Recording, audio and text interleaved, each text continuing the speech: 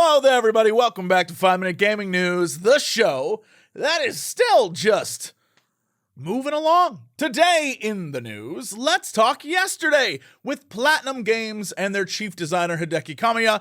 They were talking about all sorts of stuff. There's even more news to come out of that. NFTs, that's right.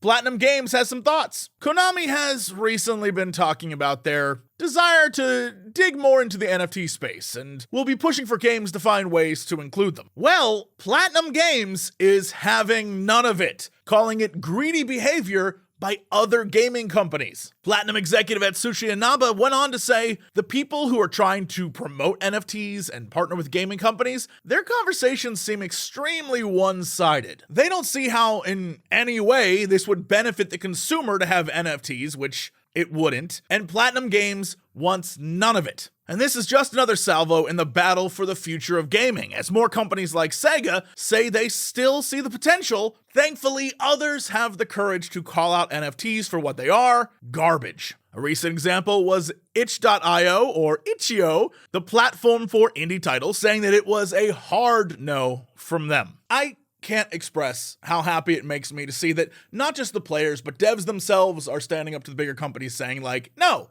NFTs suck, which they do. And more people should keep saying it and not stop until we don't have to deal with this problem ever again. In other news, set your mute options now because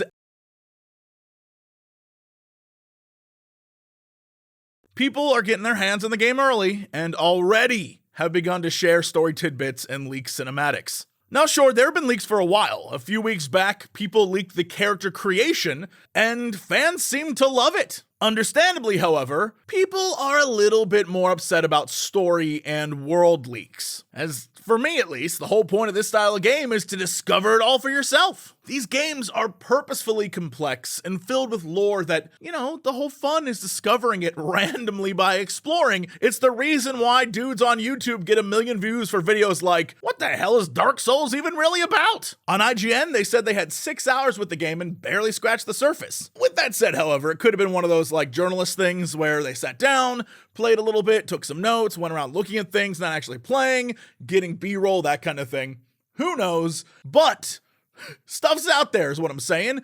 And if this game is as big and in-depth as, say, IGN is saying or others have said, then, you probably don't want to get spoiled. So I'm letting you know, this is my gift to you. Prepare yourself. We've got what, 9, 8, some days?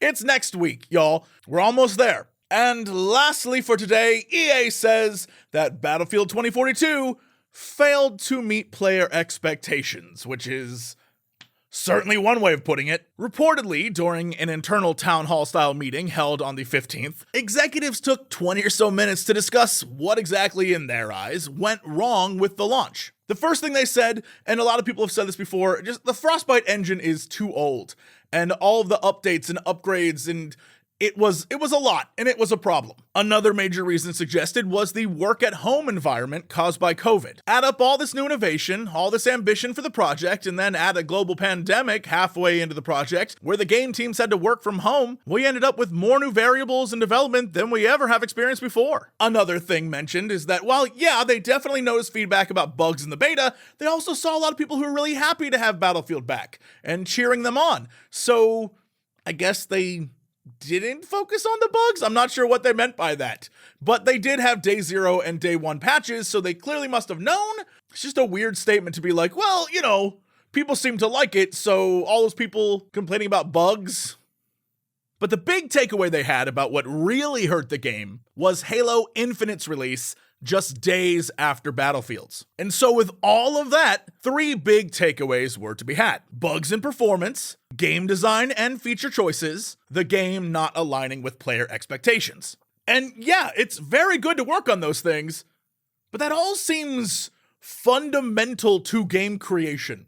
Like, you should know and be on top of those 3 things the entire time. And so it feels like they're just saying, we made a bad game. They're definitely putting in the work and effort for a season 1 to come out with all sorts of new stuff and patches and updates and maps and whatever. But for the most part, the question becomes, does anyone really care?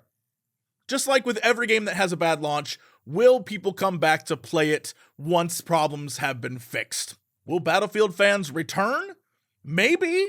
I guess we'll all find out together. But I think it's very funny that their big takeaway was like, yeah, all those things people expect in games, we just didn't do that.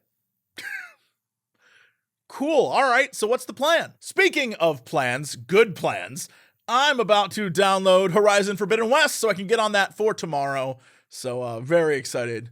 It's going to be great. Speaking of great, ooh, these transitions are fire. Thank you to all of you for being so great, for your likes and your comments and clicking the bell and the subscription and all the things that I bug you to do because I care. This is getting silly. Also, thank you to everyone over on patreon.com/Jesse Cox, and especially today with Quinn Kremer, Kimberly Johnson, and Brian Lampkin. That's it for me. Thank you so much. I'll see you tomorrow with another episode of 5 Minute Gaming News.